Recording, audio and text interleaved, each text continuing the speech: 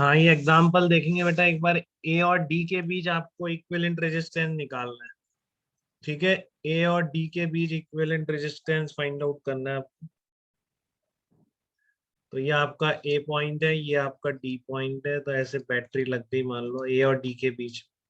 ठीक है ना। अब यहाँ से करंट एंटर करेगा तो तीन रास्ते हैं, ये वाला तो अलग ही है बिल्कुल। ठीक है ना। बट ये देखो आप, ये बिल्कुल R1 में जा रही है दोनों तरफ। आगे दोनों से R1 R2 में जा रही है बिल्कुल। और आगे फिर दोनों को R1 मिल रहा है जो बैटरी के एक ही टर्मिनल पे चला जाए। तो कोई रीजन नहीं है कि ये दोनों रास्ते अलग अलग होंगे। ठीक है ना। तो ये पोटेंशियल भी सेम हो जाएगा। आगे भी इन दोनों में करंट अलग जाने का कोई रीजन नहीं है। तो ये पोटेंशियल भी सेम हो जाए। ठीक है ना। दूसरा, इसमें अगर आप देखना चाहो तो बहुत सिंपली, आप पाथ ना लेना चाहो तो इसमें पैरेलल एक्सेस ऑफ सिमेट्री भी है ना। जिन पॉइंट्स के बीच इक्विवेलेंट निकालना है उनको अगर सीधा कनेक्ट कर दें तो क्या इस लाइन के अबाउट मिरर इमेजेस नहीं दिख रही है क्या? देखो, देख ली थी क्या पैरेलल? कई बच्चों ने देख ली, नमन ने देख ली थी, उत्सव ने देख ली, सबको दिख गई थी पैरेलल एक्सेस ऑफ सिमेट्री। धर्माज, आप पैरेलल देखने में कामयाब हो गए थे क्या इसमें? Parallel yes yes. Axes of symmetry, तो पैरेलल एक्सेस सिमेट्री में पोटेंशियल्स क्या होते हैं? मिरर इमेज होते हैं कि नहीं? पोटेंशियल करंट सब मिरर इमेज होते हैं कि नहीं? तो ये पोटेंशियल उससे भी बराबर आ रहे हैं। ठीक है ना। आप चाहे से ये मतलब आपका क्या निकल के आया, V equal to v f निकल के आया।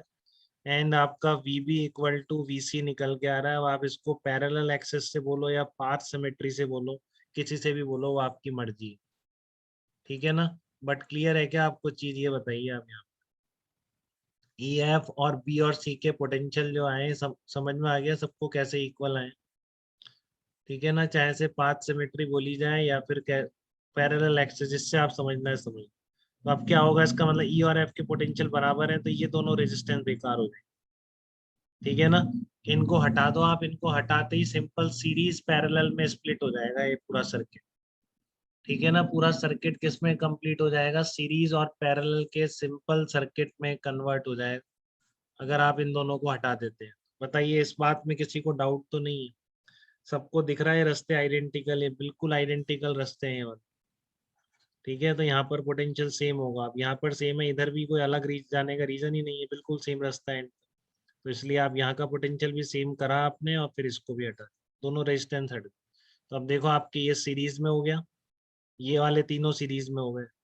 और फिर ये वाला इन तीनों से जो आया और इन तीनों से जो आया, वो सारा क्या हो गया? पैरेलल में।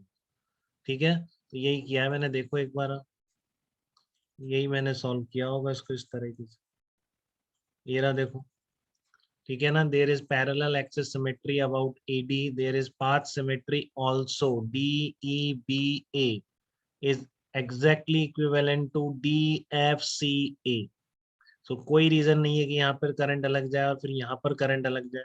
तो hence from parallel axis symmetry और पाथ सिमेट्री, कुछ भी कह दो आप, बेसिक बात ये है कि आपके E और F और B और C के पोटेंशियल बराबर आए। उसके बाद ये सिंपल सीरीज पैरेलल में कन्वर्ट हो जाएगा, वो सब निकाल सकते हैं।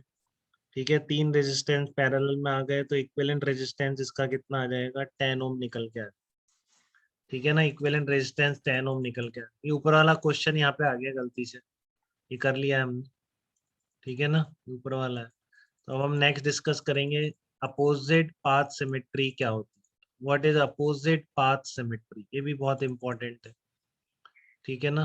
फिर हम इन सबके कंबाइन एग्जांपल करेंगे।